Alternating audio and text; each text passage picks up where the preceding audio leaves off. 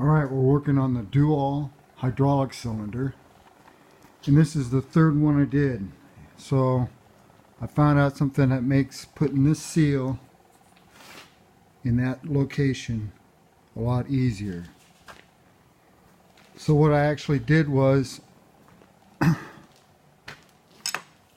I heated up the metal with this, okay? So it was warm to the touch, just warm, okay? Just use your heat gun. Got two settings, I used number 2 on that. And that's a Black & Decker. There's many different brands.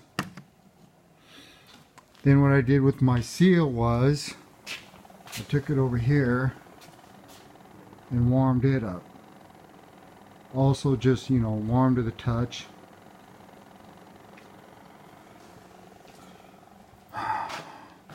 And I put petroleum jelly on the back of it.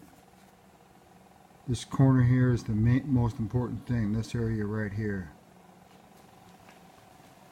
And the reason I thought I'd share that with you is because last one I did, I had to pry it on with that. I might have used my seal picks, but it was usually mostly screwdrivers, but it wasn't that simple.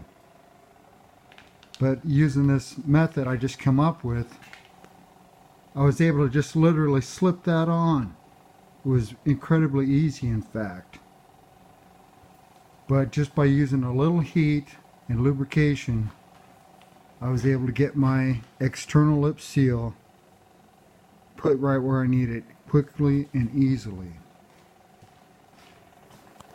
So I know I've already done a couple of videos on this, but I thought I'd share that with you because that just made things really easy to get done. So that's the Dual 19100 hydraulic cylinder.